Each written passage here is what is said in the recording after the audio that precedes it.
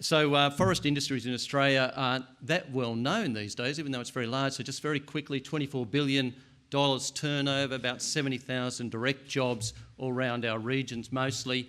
There's three sorts of trees in Australia, if anyone ever asked you. There's a fast-growing 10-year-old tree that turns into your pizza boxes and your Apple iPhone boxes.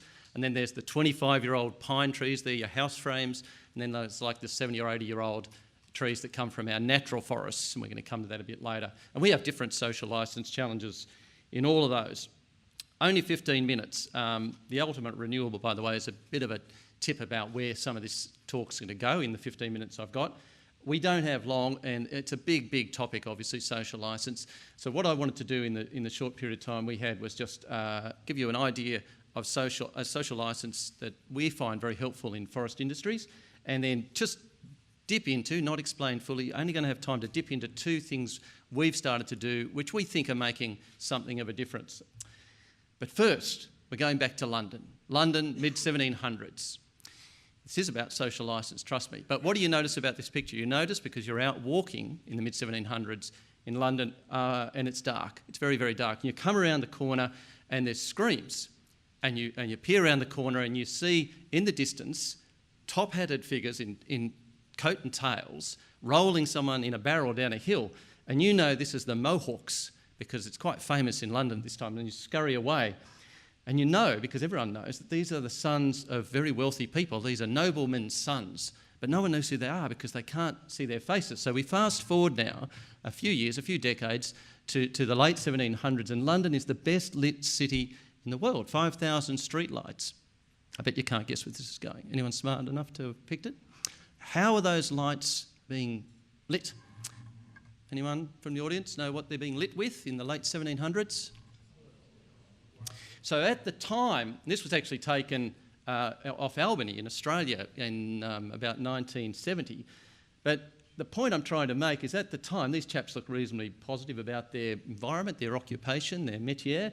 And the point is that at a stage in time in industries, rural industries particularly, you can be somewhere on this staircase. I'm really indebted to our RDC FWPA for this. I think this is really profoundly simple but important to consider social licence, not as a single possibility, but as a moment in time position. And we can go up and down, and we do go up and down this staircase. And if you go down far enough, as our friends in live trade have discovered, you can be, even if it's only temporarily, you can be bounced out the bottom of that. And we found this experience, and as you look at it, I'm sure whatever part of ag you're in, you'll be thinking, where are we on there and which direction are we heading? For us, I have a twitch when I get asked to talk about social licence, because of course it's cost us dearly in forest industries. That very large area down there is available for lease if anyone's wanting to set up a drive-in cinema down there at Bell Bay in Tasmania, because that site was prepared for this wonderful facility called a pulp mill. Pulp mill sounds ugly, but it's actually a pizza box making facility, basically. That was the Guns pulp mill, and as you're all pretty much aware, I think, from about 10 or 15 years ago, they didn't build that for a rate. That's a artist's impression for anyone who doesn't get it. That was not built. It was built. It was built in Chile because there was a need for a pulp mill of that scale in the world. We just didn't get it in Australia or the jobs. And you could say easily that a large reason we didn't get it was because the folks who were the proponents didn't manage to manage the social licence. And I think when I see this work, as has already been, we've talked about already today, when I've started to see this come out, I thought, well, ag more broadly is now having to grapple with something that forest industries in Australia have had to deal with for quite some time. And I watched the Channel 7 report of the person who'd used this map to go to this West Australian farmer's place, and there was that terrible confrontation, very difficult altercation. And I thought, well, welcome to our world, because this has been a problem for us for a long, long time, where people come to the work site.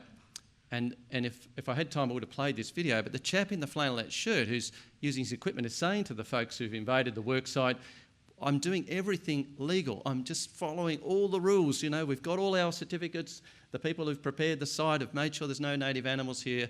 But they say, that's not the point. No matter how well you do this, we don't want you here. Which brings me to the main point, I guess, before I get to what some of our solutions have been. And that is, Ned might have said to Bart, and as I've heard many times about this map, and just tell the truth, Ned would have said to Bart. Now, this isn't a talk about not telling the truth, don't get me wrong. It's a talk, though, about the fact that sometimes that's not going to be enough. You can't just say, if we're all completely transparent, we will have social licence. For example, in forest industries, we've got some fantastic collateral. I'm happy to share this with anyone. We've got materials that show the value chain and how we replant and then use the materials and then go back and replant and so on, and that goes around. Or if we wanted to talk to people about the native forest estate in Australia, as you might know, if you've read the State of Forest reports from our good friends at ABARES that came out a couple of weeks ago, the footy field represents the 132 million hectares of natural forests we have in Australia. The little round circle is the 5 million hectares that's available for what we call multi-use. Forest operations may take place in there. That's once you take out national parks and reserves and other areas that aren't accessible. And the little dot is actually what happens, which is 0.5% of that little circle each year, which by law has to be regrown. But here's our challenge. It's a forest industry challenge, but I think it's a challenge for the whole of ag, really. And that is that when I take those pamphlets, I tried this as an experiment. I went up the hill in Tasmania and I gave them to these well-meaning folks on the site there. And they didn't accept that argument because, again, they said it doesn't matter how many facts you tell us about this. We're not disputing the facts. We just don't want you to be doing it at all. And by the way, the site they're in is if you look at the trees there, if you know anything about forestry, that site looked like that about 40 years ago, and that regrew if you look at the size of the trees. So all of it is actually ugly at this moment. It's a bit like putting a glass wall on an abattoir, I suppose. Maybe I've been to an abattoir with some friends looking at this issue of the bit between the lamb in the paddock and the lamb on our plate. You don't want to see the bit in the middle, and forestry is very similar. So going back to our fella in WA who was come up the map, if I can call it the attack map. I take your point though, Tom. This was the Channel 7 footage, and I was looking at it thinking, well, what are they filming? I mean, the calves, I'm not a dairy farmer, they don't look too bad to me. They've got grass and water and shade. And I realised that really, no matter where those folks went who were using this map, they could see this, they could see this. And again, I'm not a pig farmer, but I think it's probably pretty good practice for those of you who do know that sort of thing.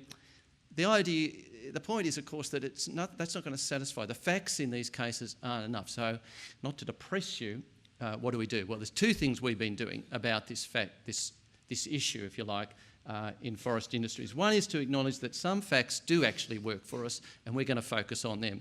I've only got time for one. There's a bunch under there, as you can see, but this is the one we're hanging on to like anything. This has come through all our research in a very strong and marvellous way that, notwithstanding, it's been mentioned a few times over the course of ABARES, there's always going to be a group of people who just will not accept anything you do, but there are plenty of people in the middle, and you don't want them moving into the opposition, as it were, the complete opposition. Our Australian community accepts forest industries on one condition, that you replant. They do not want deforestation, and so we work with that because actually we didn't even have to change anything to do that. We said to ourselves, well, we already replant, so why don't we start actually telling people about it? And we created the National Forestry Planting Day, and we have a website counter that starts in winter and it starts rolling through because actually once we asked all the people in Australia who plant trees, what do you plant? They came back, we added it up, and it was more than 70 million trees planted in plantations a year. And if we add the regenerated native forestry, as I mentioned earlier, we're up over 100 million every year because why wouldn't you replant? There's a huge demand for forest products. Everyone's replanting, but we just haven't been telling anyone, so more fool us. That's why we're calling ourselves also the ultimate renewable, which is, again, great research that FWPA has done for us to test that as the brand that Australians think is the right brand. Now, just as I finish up quickly, that's it. That's an example of the ultimate renewable, I thought. The final thing I wanted to mention that we've done in forest industries, which I think is useful, is start to unpack this idea of social licence or social purpose, really driven by Larry Fink from BlackRock, who really threw a rock in the pond a year ago with his letter to CEOs, Fortune 500 CEOs. BlackRock, if you don't know, world's largest fund manager, has 6 trillion, that's not a typo, of assets under management. So when he writes his annual letter to CEOs, which he publishes, they listen. Now, what he said last year, which got all of us thinking, was to prosper over time, every company must not only deliver financial performance, the things you'd expect, but also show how it makes a positive contribution to society. And then companies must benefit stakeholders, including shareholders, employees, customers. That's what you'd expect. But he goes on, the communities in which they operate. So that's what we call social purpose. Because as was mentioned earlier, just having a driver's licence just gets you into the car. You know, people are interested in what you do with the car once you're out on the road. We've relied on certification an awful lot, as have many ag industries, because I've spoken at a few conferences about certification. We've got two very good ones. One's not enough. We've got FSC and Responsible Wood, both world-class, world-accepted certification schemes that say you've got a licence to drive. You do sustainable forest management. You can't have one of those if you don't replant after harvest, for example. But that's just covering the very bare basics, really. I mean, inside our forestry operations, there are all these things going on that the community benefits from that we just haven't been talking enough about. And so in a managed state forest, for example, this is in that round circle that represents the 5 million hectares that's left in Australia. You can take your dog, you can take your horse or your motorbike, four-wheel drive, or you can have fun, as it says there. And this is all part of our social purpose that we haven't been talking about. Again, fire prevention, this is Forest Corp in New South Wales, huge amount of care and attention going to that every year.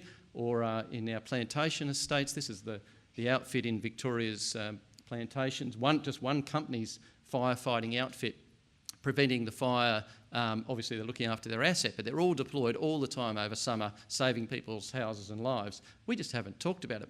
And so I just wanted to finish off with a very quick video from colleagues in Brazil who I think are ahead of us, ahead of me in Australia, in dealing with this, because this is what they've already done to reinforce or to build on their social purpose. Essa ser escrita, uma história sobre o crescimento de uma das maiores florestas tropicais do mundo.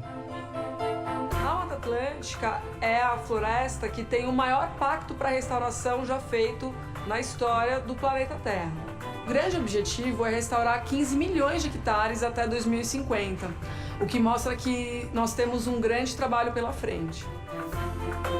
As empresas produtoras de árvores plantadas contribuem para o pacto e para a restauração do bioma. Preservação da natureza e interesses da indústria crescente. Uma relação que respeita os limites de cada um e oferece soluções inovadoras para os desafios do dia a dia. Pela primeira vez aparece no mercado esse conceito de uma indústria de árvores. É para a produção de celulose, de papel, de painéis de madeira, de piso de madeira, de carvão vegetal. Nós ocupamos muito a Mata Atlântica, ao mesmo tempo que plantamos as árvores. Como é esse sistema? Essas florestas naturais e plantadas, elas se interligam. That's it. Thanks very much, everyone.